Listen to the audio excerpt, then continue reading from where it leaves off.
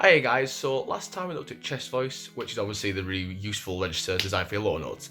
So today let's flip everything up and look at head voice, the high note king. Let's go. Okay, so you might not have heard the term head voice before, but you've probably heard the term falsetto before. Now, it's not quite the same, but it's a pretty good starting point. There's a lot of debate in the vocal world as to what a falsetto actually is, but for the purposes of this video, and in my personal opinion, it's just like a really light head voice. So it's like a that's falsetto, alright? Just a light, gentle sound.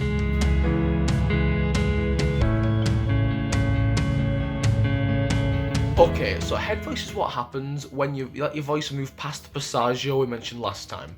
It's where the muscles for the high notes take over, and it's responsible for the really high, bright, sometimes powerful, sometimes not, but mainly just the really high parts of your range.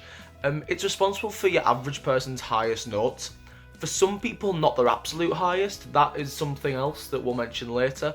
But your average person will achieve all of their high notes or all of their really high notes through the head voice, or sometimes a falsetto medium, depending on the practice you've got in the register. Okay, so you know you're in head voice when the subtle vibrations from your chest move up and the feeling is more kind of in your face, or your mask as it's sometimes called, or the top of your head, depending on the placement you use to get there, because everybody's different. Some people like a more forward sound with like their face, and some people prefer a more kind of airy sound up in your head. But your average person's head voice would kind of sound like this. So, woo! It's in that sort of area of the voice, right? You can do a lot with it, but that's kind of what it sounds like at a bass. Whereas a falsetto is kind of the same, but it's a little bit airier and a little bit lighter, so like a and it's kind of generally used to hit a note which is a bit too high for your chest voice, and it's where your chest voice kind of naturally would go to next if you don't really think about it too much. So you can go like a yodel flip. You can make that obviously a lot smoother, but it just depends on what you're really going for. So unlike chest voice, which had 3 distinct places it was really good at, head voice is only really used in one, and that's your high notes. So if we bring back the example from last time of Mr. G2 to G5, you're kind of now looking at your C5 to G5 sort of range. It's your high end range, and for most men this is way above your first bridge, sometimes above your second bridge, and it's kind of the only register that would work up there. Now you may be thinking, wait, what about G4 to B4? You can certainly use this register to get there. It won't really sound that great, it's a bit boring, it's kind of generally what falsetto flips, that's the sort of area they go for. But there is something a bit sexier and a bit better and a bit more cooly that you can use to get those notes that I haven't mentioned, the G4 to B4, but that's the topic for the next episode. But head voice can do that, but generally it does its best work in the C5 to G5, so the yeah sort of range, right? The head voice is useful, and to fully maximise your full range, you need to get proficient in your head voice and that register. It doesn't do quite as many things as a chest voice, it's not used as widely, and there's not as many places in your voice that work for it, but in order to get really good at it, you do need to know how to use it. And obviously, there's many reasons why you would use a head voice, including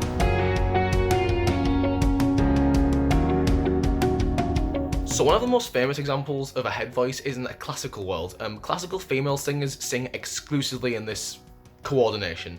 They're obviously known for their really powerful, very high, and often piercing voices, and they essentially use head voice all the time for this. They use a more rounded mouth and more of a darker vowel to achieve more of a piercing, high sound. So it's like a like that kind of sound's what they go for. And it's basically physically impossible to bring your chest voice up this high.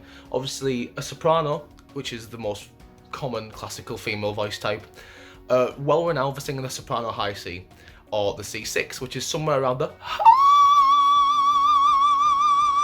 right. It's really hard to do for a guy, but that's kind of what it sounds like a bit. Obviously, women have a bit of an easy time to get up there, but it's in that kind of neck of the woods, but they use a very rounded sound, but they're exclusively getting all the resonance up in their head, and that's why they get such a high, powerful, beefy sound, even though they're using a more brittle register. It's also worth noting that classical men seldom use this register at all. They're more like, yeah, and like they force that up. I ain't gonna try and do that because I'm not a classically trained tenor, so I can't really do a mega high C5. But yeah, they don't really use head voice at all, they're mainly just chest voice. Another fun thing that you can do, another reason why I use a head voice, is for men in particular. Women can do this too, but they've got like a natural other thing that they can do, whereas we don't. We can kind of, if we want a really powerful high note above like a C5, we'll have to use our head voice. But you can use your head voice and place it all up in there. So kind of like a yeah, like a really powerful, shrill, whiny, bright high note that a lot of men do add to songs. Like in Jason Derulo, he goes so high, so high, and he scoops up to that really high, bright kind of place. And it's just a fun thing that we can add to songs sometimes. A lot of people don't like that sound, so careful. Some people think a whiny head voice is really bad for the ears, but other people like me really, really like it, and people like Damash and Brendan Urie use it all the time, and a lot of people like it. So if you can do it, give it a go. Another reason to use head voice is obviously if you're singing a song, any song that's been released or made, and it's a bit too high and parts are really hard for you and you're straining and you're shouting, it's just not an ideal time, just flip to a head voice or sing it in more of a heady-like coordination. You should have a much easier time. Along with that, you can also use a head voice for style. A lot of singers just put in like a falsetto flip or a lighter tone or a really high note just to kind of give their song their individual flavour. Like a lot of people are known for their really high notes and they do that, they pepper their songs with them all the time just to give it more of a feel that it's their song, right? That's one of the main reasons you can do it. You can do it for style or to make things easier. Also, some songs, particularly in K-pop, like I found, are written in tenor keys because most of them are tenors and most pop singers are tenors. But you have got baritones in there. Like me, I'm also a baritone, but I'll go through all those voice types later and what they all mean. But the key is really hard to sing in, so you're going to have to do a lot of flipping a falsetto or a lot of flipping a head voice just to kind of not kill your vocal cords, because obviously your voice doesn't actually sit up there and you have to kind of make adjustments in order to get there. So yeah, there's a lot of reasons to use head voice. But as with chest voice, there's a few different types and a few different styles with a few different techniques. So what do they sound like? As I've kind of already mentioned, I went through most of them, you've already heard the sound of most of them, but the first one is falsetto, which is obviously the really, really light place. Now if that's the sound you're after, there are two kind of ways to find a falsetto if you haven't really tried to use it before. Firstly, just kind of put a note in your head, so and add that air manually, so go and kind of add more air into it. You can also go really high with that. Some people's highest notes are falsetto notes. I personally can't bring the really airy sound that high because I'm a baritone and we have kind of a funky way of doing it, but I'll explain that in the baritone episode. But yeah, some people can bring their falsetto really high. I personally can't, but you might be able to. So just because you hear me go, and that's my falsetto, doesn't mean yours can't be like a really super powerful high note. Like Scott Hoying from Pentatonics, he's a baritone and his G5, his highest note, is a falsetto rather than like something else, which I'll go through in a moment. So yeah, it's possible, it's doable, but personally not for me, but that doesn't mean you can't do it that way. And the other way to find the falsetto exponent for is kind of start a chest voice and do like a medium to high scale. See where your voice naturally wants to change, and you'll find the feeling of your head voice and your falsetto that way. If you do this technique, you might crack a bit in the middle because you might not know where your limits are. I do it all the time. If I'm doing a scale, I could crack because I try and go too high or whatever. Don't worry about it. Cracking just means that your chords aren't ready to do that coordination, or that you're fatigued, or many other things. There are a million reasons why cracks can happen. Just kind of practice to the point where they don't, because you don't want it to happen on stage or anything. So for example, you can go like da da da da da da da da. Obviously, it's like there's a big kind of change between the power and then the really light thing, because that's when my voice wanted to stop because I couldn't go that much higher. But there is a little thing in the middle that you can do to bridge that gap, but that's next episode. But for now, if you want to try and find a head voice or a falsetto, go ah, and like kind of find where your voice wants to stop shouting, and then go into that lovely little light coordination. So that's the falsetto. That's one of three kind of ways I can personally do a head voice. The second way I can personally do a head voice is obviously the classic way, the it has more of a kind of a ring to it, and it's a little bit more forward, a little bit more piercing, and it's got more of a all-round to it. It is possible with a lot of practice for a man to be proficient in this register. I would say I'm okay at it. On my best day, I've got it. I wouldn't want to use it exclusively, but it is a note that I can get up to should I need it. That's probably the way I can do my highest notes. I can get to around a C or a D6 on my best day, but probably most days about a G or an A5 in that kind of coordination. As I say, it's possible for a man to get really good at it. Look at any classical countertenor. This is how they sing. They essentially mimic the female soprano. But again, that's a Falsetto episode that I will go through. But Philip Jarouski is a really famous example of that French guy. His voice is light and agile and beautiful and amazing, and it's an art in itself to witness somebody doing a classical high soprano style head voice and doing it well and all the time. But yeah, it is really cool, but that's one way to do it. How do you find it? So all you do is get a head note and just kind of round your lips.